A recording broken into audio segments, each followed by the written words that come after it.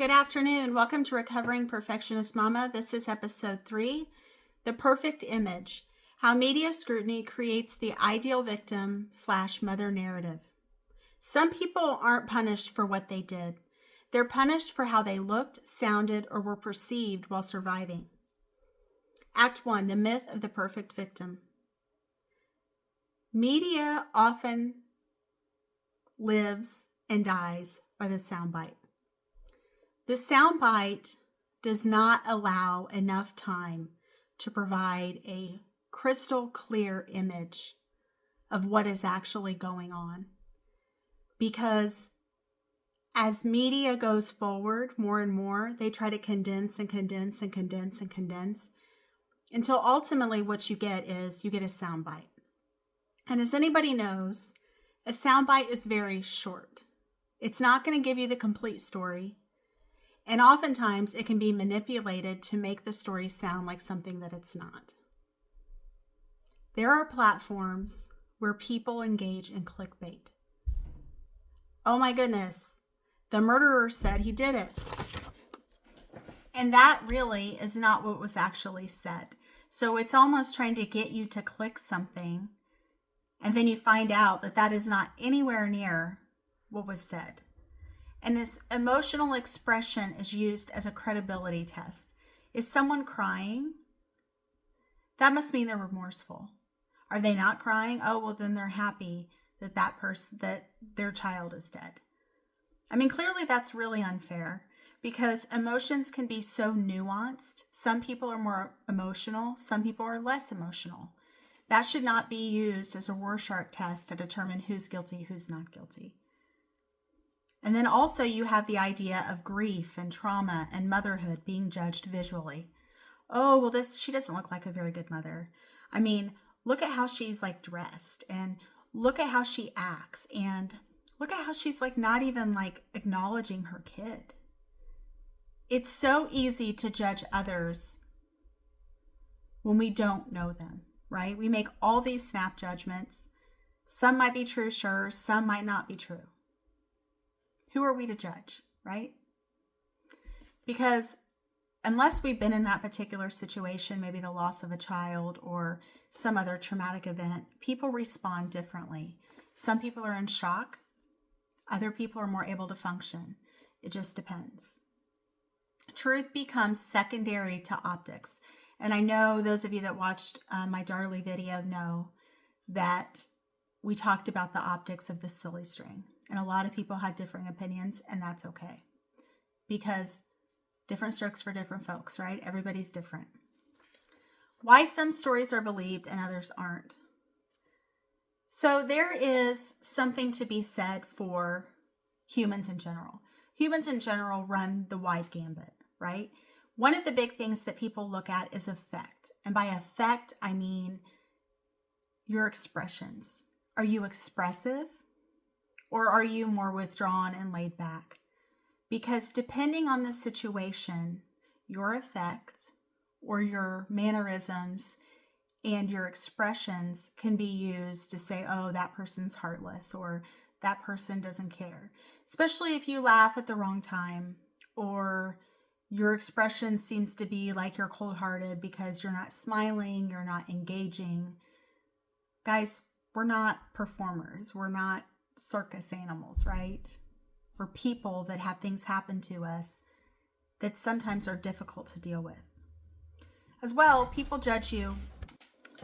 So likability isn't really anything that you can necessarily control, especially in the media sense, because you think about it, especially if there's editing. I mean, you are beholden to how you are edited, and that can put you in maybe some hairy situations because things are taken out of context.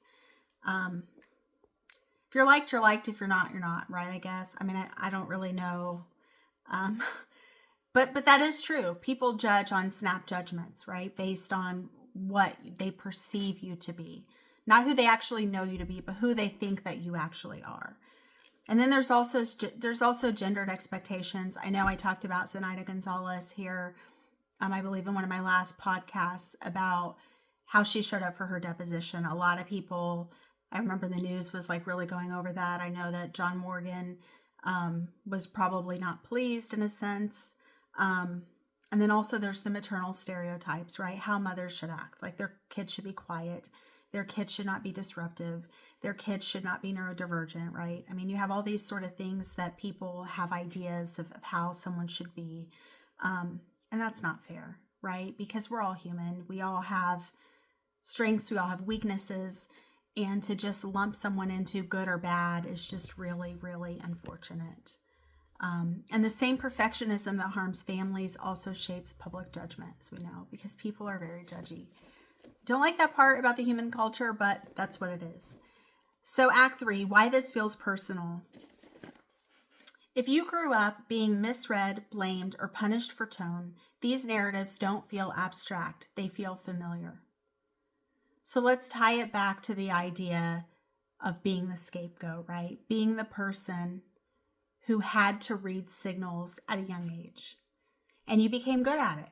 Maybe you even learned to read lips, because I was able to learn lip reading from someone who used it as a defense against other things. And so I got pretty good at reading lips, and she would be able to read my lips and I'd be able to read her lips. And so it kept things calm, which was very important, especially to her.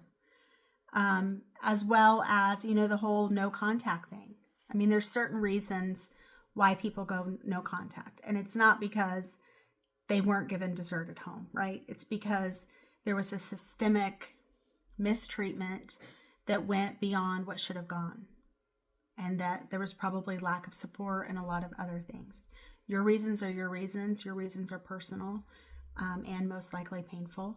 And I do not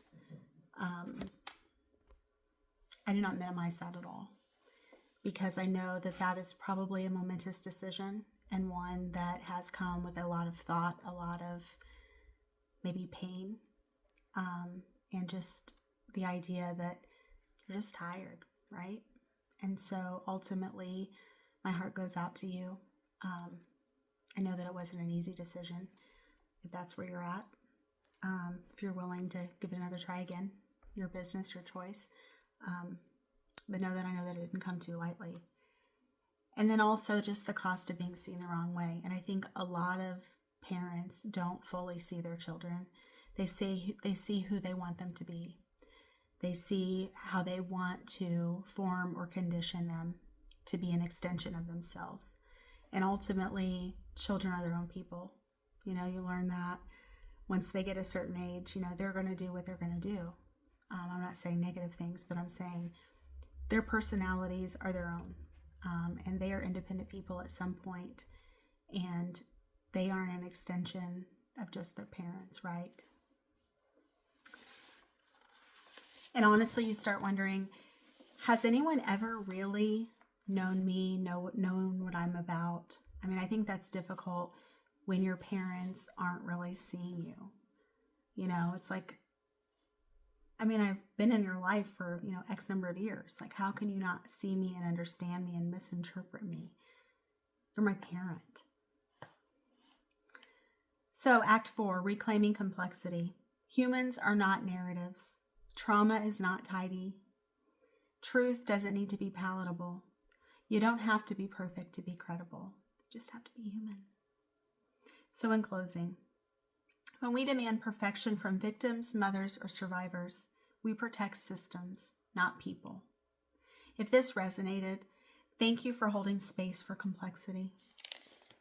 Thank you for tuning in, and I hope you have a great rest of your day.